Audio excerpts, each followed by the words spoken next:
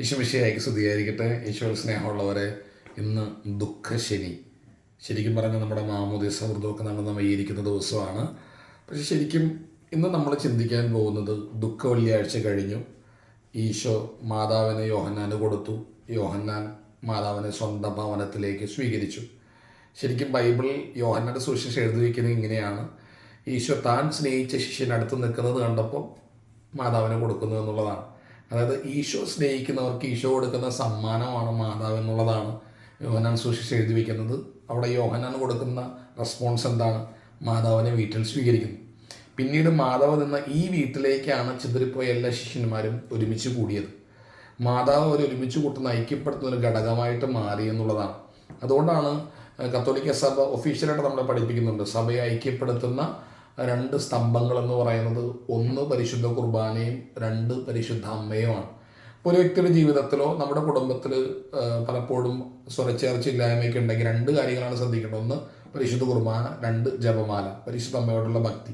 എൻ്റെ വ്യക്തിപരമായ ജീവിതത്തിൽ ഞാൻ ചിന്തിക്കുന്ന കാര്യം നന്മ എനിക്ക് ചെയ്യാൻ പറ്റുന്നില്ലെങ്കിൽ രണ്ട് കാര്യങ്ങൾ നോക്കിയാൽ മതി. ഐക്യപ്പെടുത്തുന്ന ഘടകങ്ങളുണ്ടോ? ഒന്ന് എൻ്റെ കുർബാന എങ്ങനെയാണ്, രണ്ട് എൻ്റെ ജപമാല എങ്ങനെയാണ്.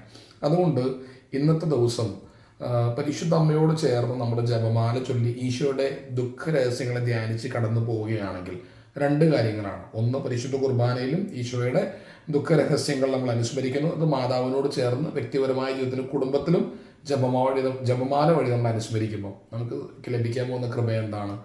ഐക്യമാണ്, യൂണിറ്റിയാണ്. അത് എൻ്റെ ശരീരത്തെ മുഴുവൻ ഐക്യത്തിലേക്ക് കൊണ്ടുവരാൻ, എൻ്റെ മനസ്സിൽ ഞാൻ ചിന്തിക്കുന്ന നന്മ എൻ്റെ ശരീരത്തിൽ അത് ശരീരത്തിൽ സ്വീകരിച്ച് നമുക്ക് മുന്നോട്ട് പോകാനായിട്ട് പറ്റും. അപ്പോൾ അതുകൊണ്ട് ഇന്നത്തെ ദിവസം മാക്സിമം ജപമാല ചൊല്ലി മാതാവിനോട് ചേർന്ന്, എങ്ങനെയാണോ ശിഷ്യന്മാർ മാതാവിൻ്റെ അടുത്തേക്ക് തിരിച്ചു വന്നിരുന്നത് അതുപോലെ മാതാവിനോട് ചേർന്നായിരിക്കാൻ ശ്രമിക്കാം. മാതാവ് കൂടെ ഉണ്ടെങ്കിൽ, മാതാവ് വന്ന വീട് നമുക്കറിയാമല്ലോ, എലിസബത്തിൻ്റെ വീട്ടിൽ പരിശുദ്ധാത്മാവിനെ കിട്ടി, മാമോദീസായി പരിശുദ്ധാത്മാവിനെ നമുക്ക് കിട്ടും. ഓരോ പ്രാവശ്യം ജപമാല ചൊല്ലുന്തോറും നമുക്ക് മാതാവിൻ്റെ പ്രത്യഭിവാദനം കിട്ടുകയും നമ്മൾ പരിശുദ്ധാത്മാവ് കൊണ്ട് നിറയുകയും ചെയ്യും.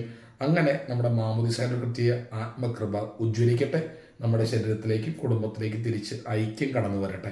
ഈശോ മിശിഹായ്ക്ക് സ്തുതിയായിരിക്കട്ടെ.